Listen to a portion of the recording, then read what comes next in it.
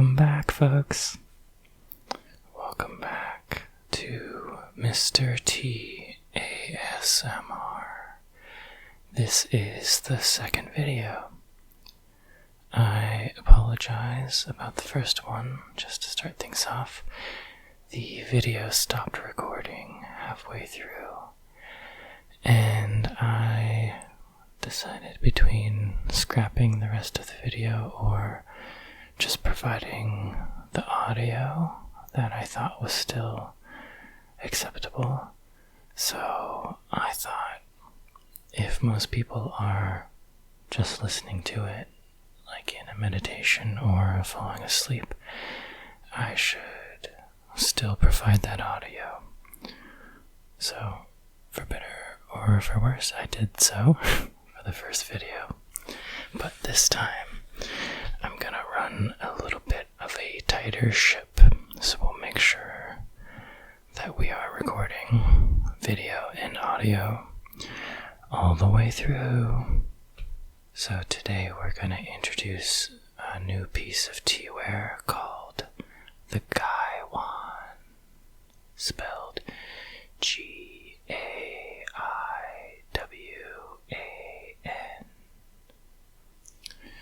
Today we're also going to introduce and brew a different tea called Oolong, spelled O-O-L-O-N-G.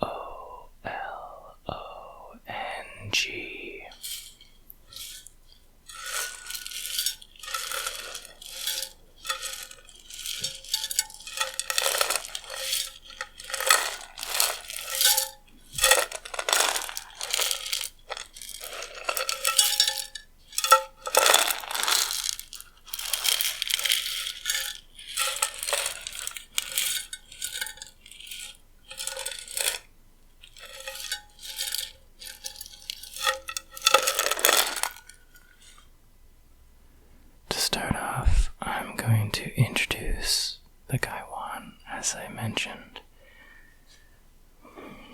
And for now in the videos, I'm going to try to keep a healthy balance between talking and making sounds. At some point, I might just exclusively talk or make sounds in some future videos. But for now, I'm just gonna kind of play with both. Because I think it's fun to impart some lessons about tea in this medium, but I also recognize that there are some really fun sounds you can make with teaware, which is very relaxing. So we're gonna try a little bit of both in this video.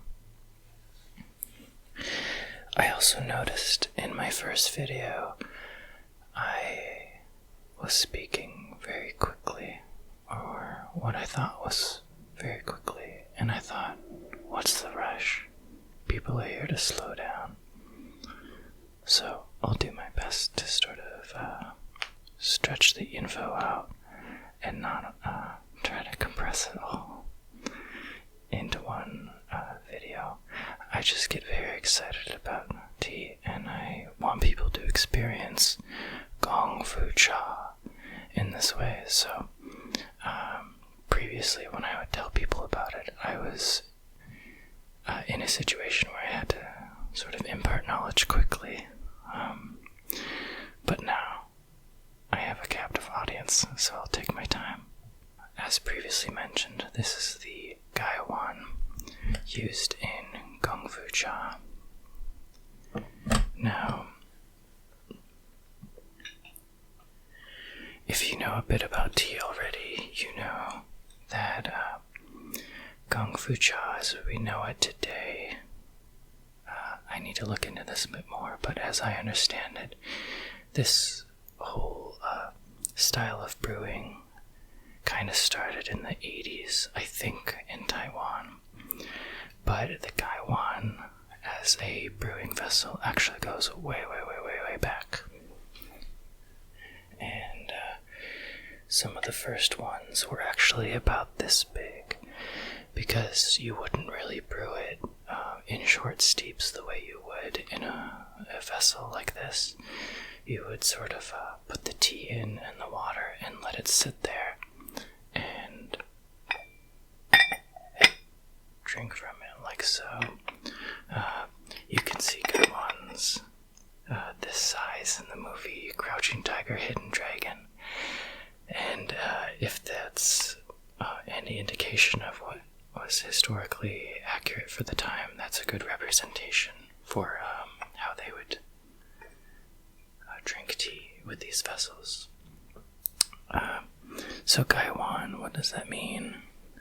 A gaiwan is a bowl with a lid, and that's what it means. Wan is bowl, and gai, I assume, means something like lid or roof, so it's a lidded bowl. And also related to this, you might notice in the preparation of matcha from Japan, they often use a bowl that they call a cha-wan, which is a tea bowl. So really this is a cha-gai-wan or gai-cha-wan, a lidded tea bowl. But often they are small enough to refer to them as cups.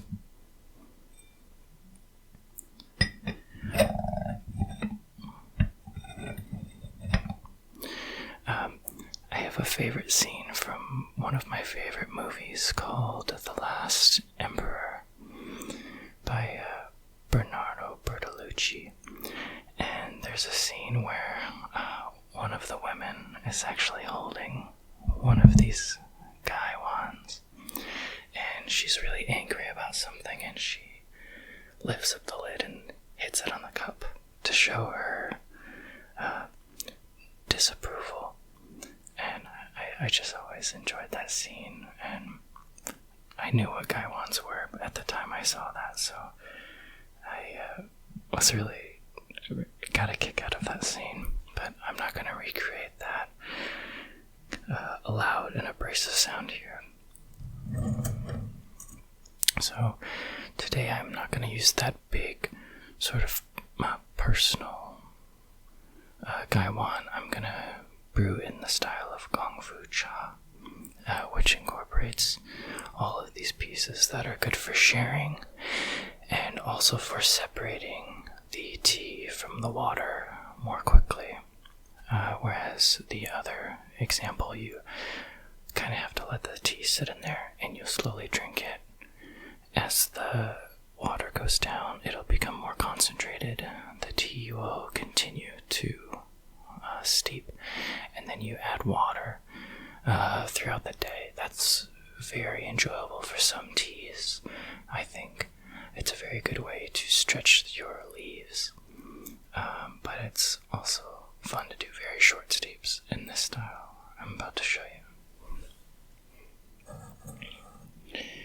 So the gaiwan, I think, is really beautiful because I've just always found it very aesthetically pleasing. The dish that it sits on here represents earth, and the lid represents heaven, and the cup represents life. Or so I've heard from some people. Either way, I think if you have a gaiwan that just has the lid and the cup or the bowl, it's fine, you can still use it. I think the saucer is very helpful for not burning your little fingers. This one's nice too, because when water gets in the dish, it has a hole in the bottom, so it drips right through. Usually the saucer on the bottom is nice because you can angle the lid like this and then pour out of the vessel and not burn your little fingers.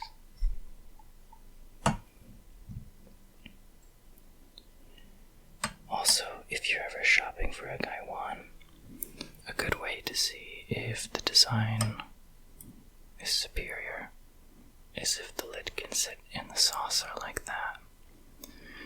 A nicely designed gaiwan will be balanced to where it can hold the lid, and this is important in between steeps, so the leaves don't continue to stew in there, but you can always set the lid to the side, or hopefully if the gaiwan is a good one, set it on the side like so. I really like glass gaiwans because you can see what's brewing inside, and I always find that really enjoyable to watch the leaves unfold.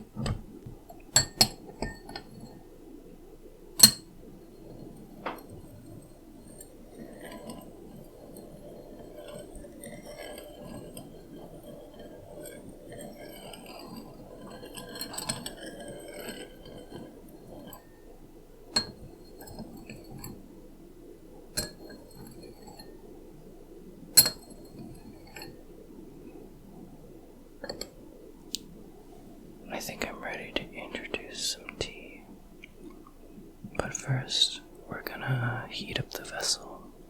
As I explained last time, this can help to clean the vessel, and also heating it up helps, so when you pour the water in there with the tea, the heat from the water is focusing on the leaves and brewing them as quickly as possible instead of heating up the vessel around it at the same time. So for a gaiwan, you might usually pour in directly like so. I like to pour on top of the lid because it drips down into the vessel.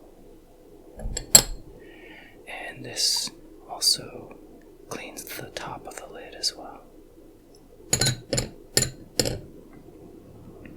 Of course, you should be careful with that, because if you heat up this knob on the top, you might burn your little finger.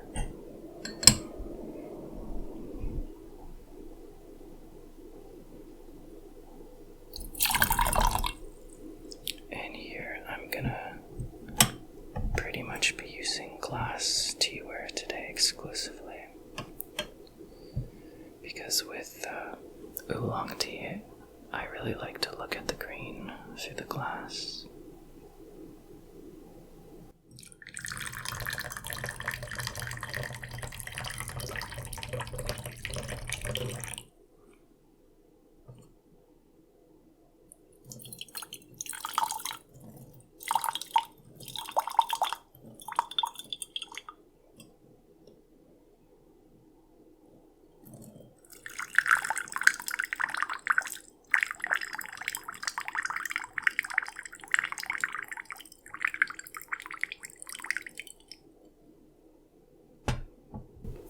Now that everything is cleaned up and heated up, I'm going to give a little water to my tea pet. This is a turtle. I can't remember if I gave this turtle a name, but I'm open to suggestions if you want to leave a comment below. And today I'll be using this filter. It's actually a mulberry leaf, and this one's really nice because it can catch all these fine little tea particles and make the whole experience a lot more pleasant. The little metal infusers or Gong strainers also do a very good job. I haven't featured one yet, but I will in the future. But when I'm brewing tea at home, I like to use this because it's sort of delicate and hard to travel with, but very fun to use.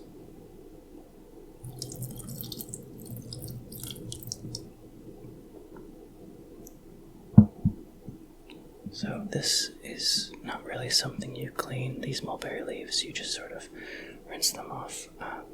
But I kind of like to let the tea dust settle on there and dry out. It looks really cool. But always make sure you're rinsing that off with nice hot water before you use it.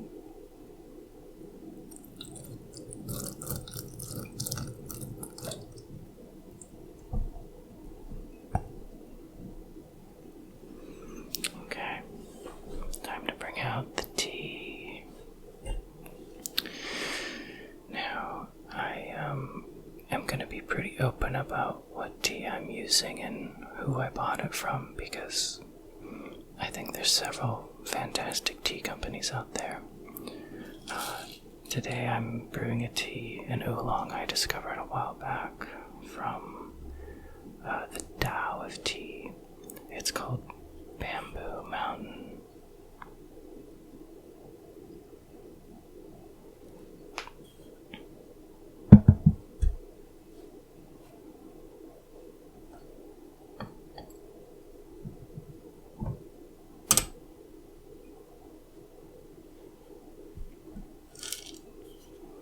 And I think this, the tea left in here has a kind of a nice rain stick sound, doesn't it?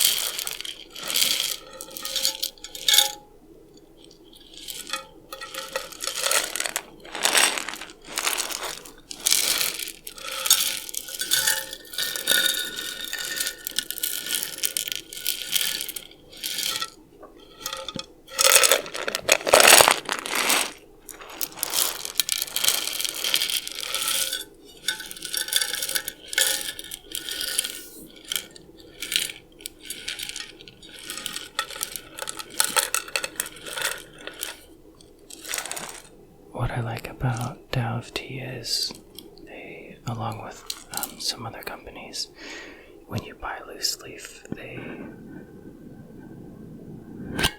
provide you with this double sealed tin. And when you want to preserve tea for a long time, you want to keep as much oxygen out of the container as possible. So it's nice to have this sort of double sealed tin. They're very easy to find, and sometimes you can just start with buying one from a tea company and then just getting more loose leaf in the future and reusing that tin.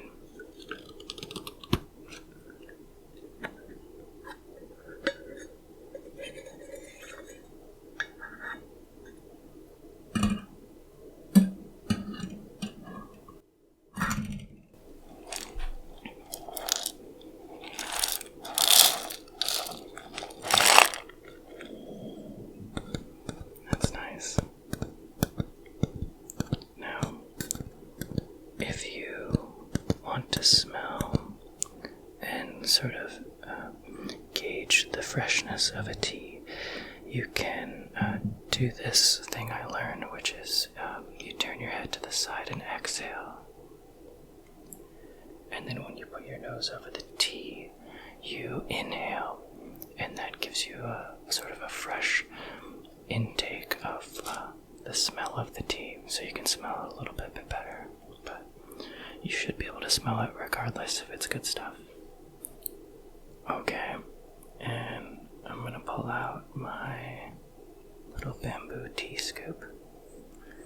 I would say for this vessel, which is about 150 milliliters, I would just use one scoop. If I were using that big Gaiwan I featured before, then maybe I would do 2 scoops.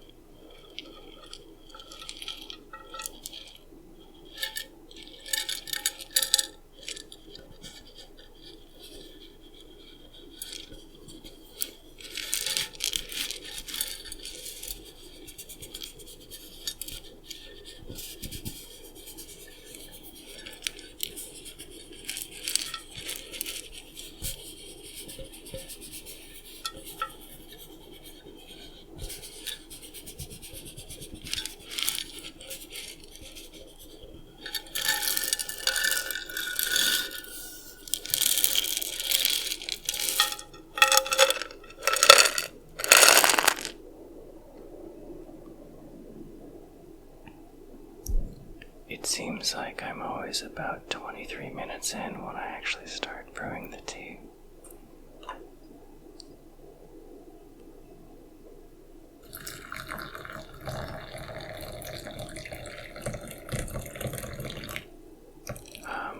On this first one, I used to do a rinse, and then I learned from someone very wise, a couple people actually, that you're sort of just pouring tea out if you waste the rinse on an oolong. I think it's up to you. If it's so light you don't really care to drink it, that's fine, but sometimes with the finer oolongs you can taste something on the first brew.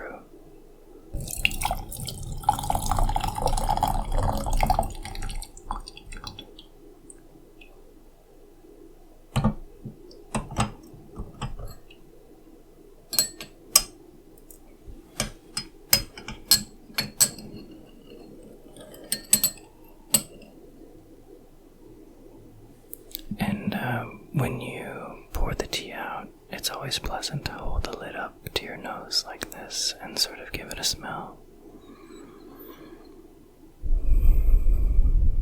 If you're serving other people, I would recommend holding it up to them if they want to take a smell. I would encourage everyone to refrain from shoving their nose onto the lid. You should be able to get a good smell from it. Close distance like that, but it's sort of nice. And then you of course make sure to let the leaves breathe in between.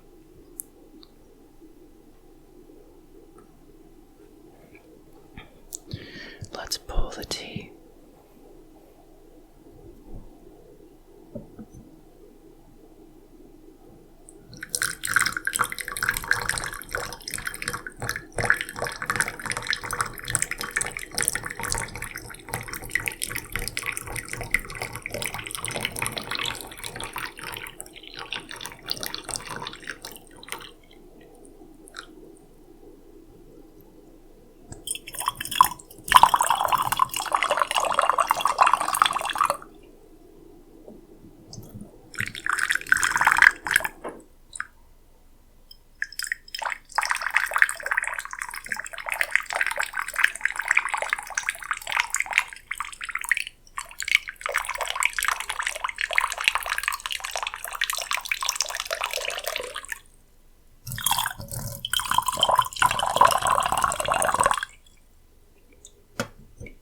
Shall we give a little bit to the turtle?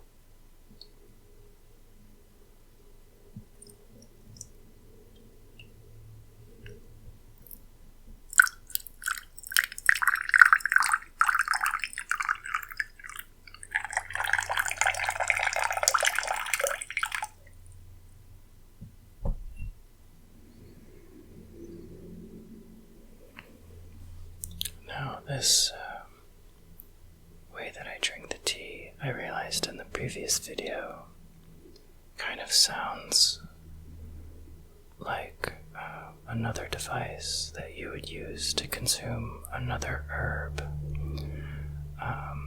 Maybe only a few of you understand what I'm talking about, but just take a listen.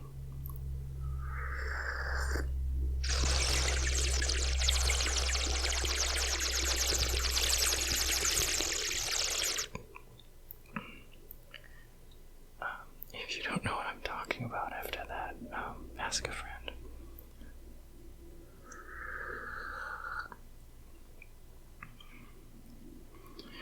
This oolong is nice because it's a lighter one. You can tell from the very light brew, it's not a very dark one. I like oolongs like this because they seem to feature some very fresh flavors, fresh notes, much like a green tea. But I find that the oolongs often carry another flavor that can only really be described as buttery. So if you can get your hands on a nice loose leaf, preferably mountain grown tea, I would highly recommend it. Now this tea is, I'm brewing it with about 195 degree Fahrenheit water. I think with the Celsius that would be around 80 to 85. That's a pretty good temperature for this type of tea.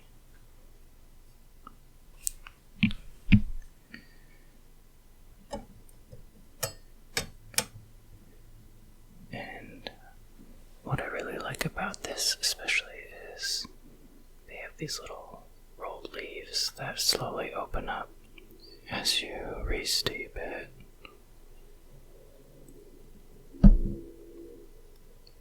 Doesn't seem like those make much noise. Now, as you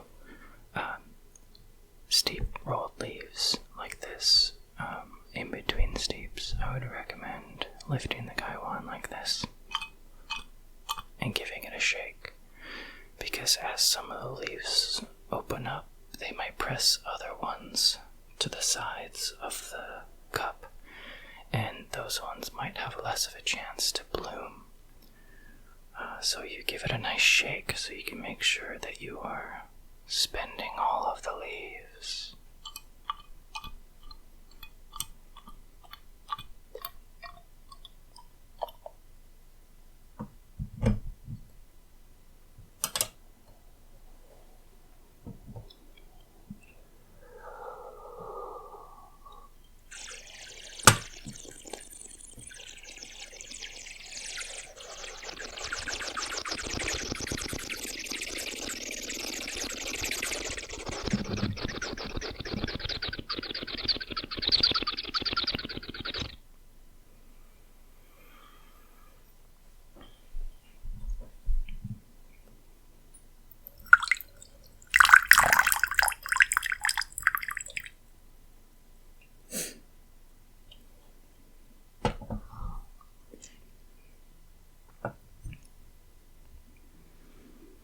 Let's go in for another steep, shall we?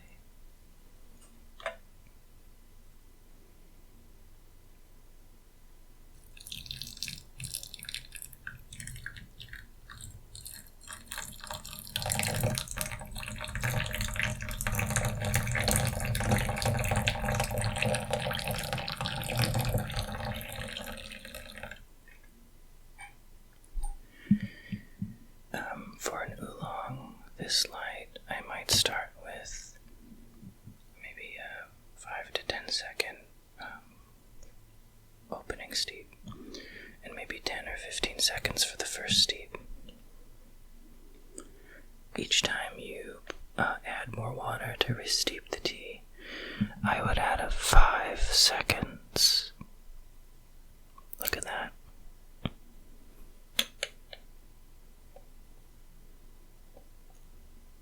I was trying to see if I could get that to shake. Look at that. Oh, do you see that bubble? Pop.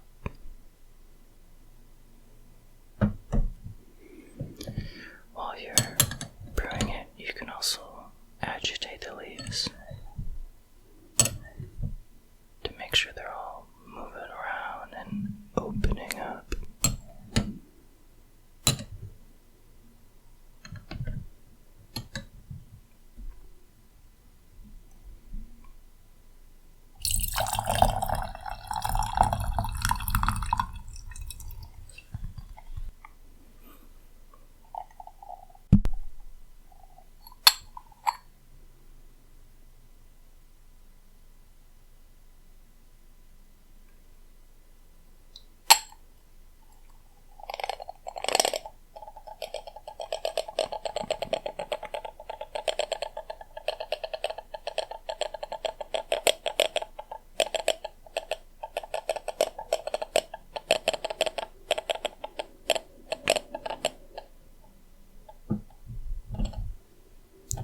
So the first time I poured the kaiwan, it looked a little sloppy because it was a sloppy pour. There's a few ways to hold the kaiwan. I tried doing this one, and I did not have a lot of control over it. There are various ways to pour with the kaiwan. One of them is called three-clawed dragon.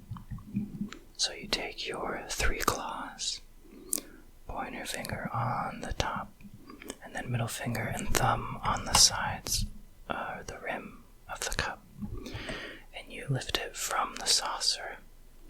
Of course, before you pour, you make sure the lid is tilted a little bit, and then you pour like so. This gives you very little chance to touch the actual hot part of the cup. Of course, the other way I call 5-clawed dragon. It's not really what it's called, but based on this pouring style, I call it that. And you kind of just get your fingers under there. Make sure you've got the saucer, and then with your thumb, you set the aperture and pour with your whole hand. Now, if you've got tiny hands and a big kaiwan, it's not a bad idea to use both hands. No one's gonna judge you. All of us tea folk are pretty welcoming.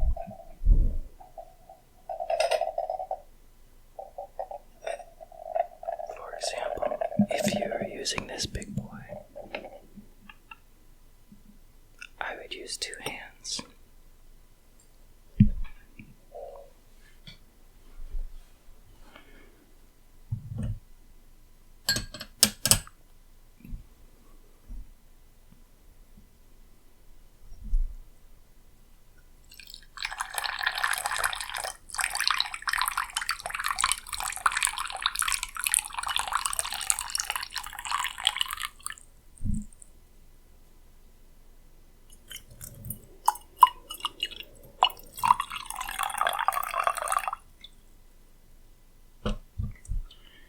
This cup is not very conducive for pouring back into the Gong Bei.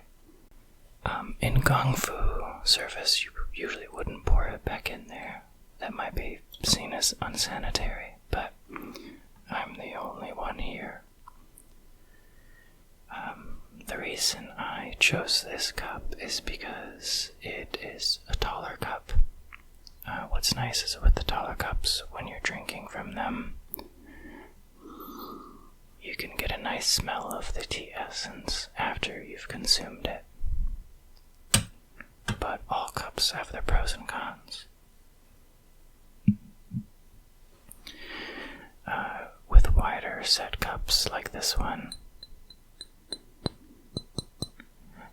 the tea will cool down faster. So that's one benefit if you want to drink it quicker.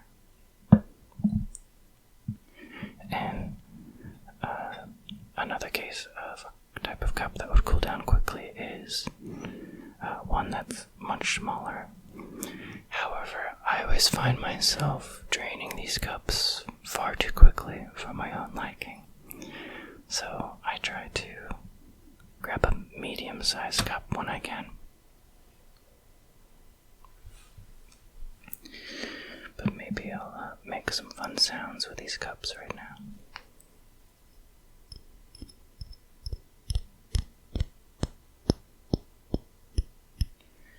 This cup is a clay cup. It looks like purple clay. I'm not sure if it's actually Yixing, but it's purple clay with a porcelain on the inside.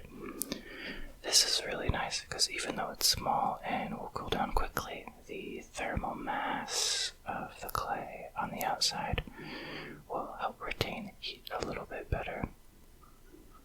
But given that it's the porcelain on the inside, you don't really have to worry about reserving this for one type of tea.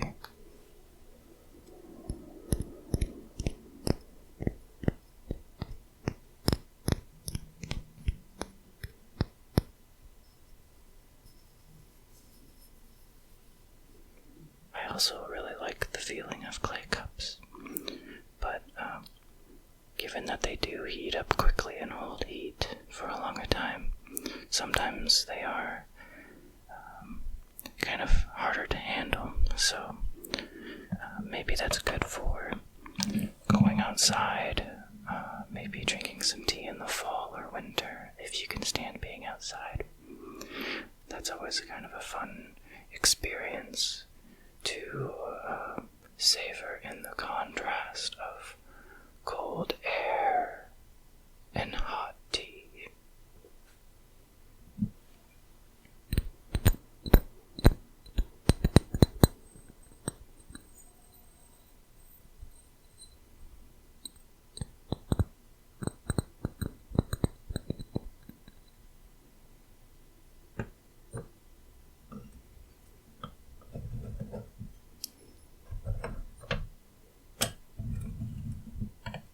So these are kind of the different types of cups, and if you want to be fancy, you can pour across them like this.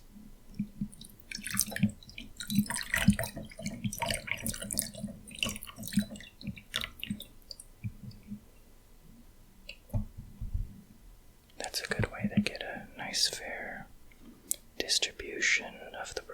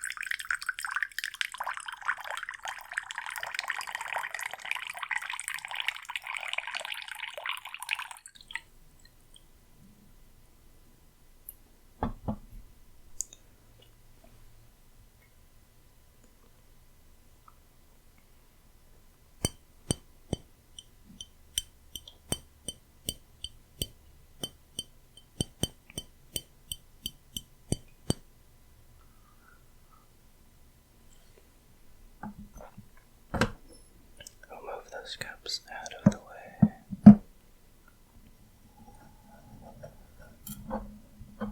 I'm not sure how abrasive these sounds are, some of these.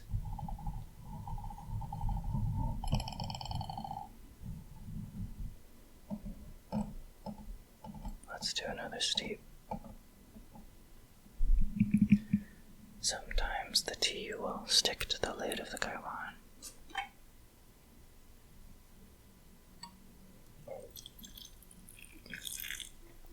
So I'll just pour tea on the lid and guide it into the kaiwan.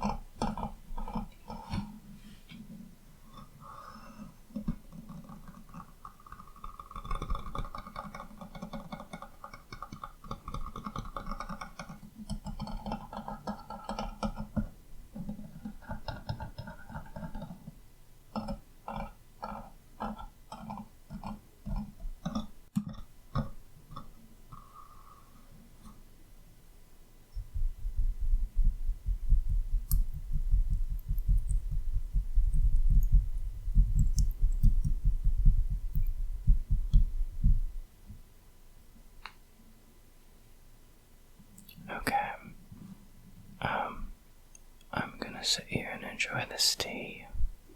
Enjoy a few more steeps.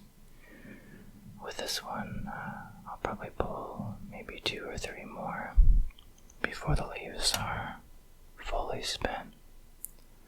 See, there, they've already opened up a lot more. Nice. Thanks so much for coming back, and I'll see you next time. If you have any suggestions for what you want to see more of or hear more of, please let me know. And if you'd like to support me, please go check out the links in the description below. And thanks so much for coming by for another Mr. T ASMR video. Thank you.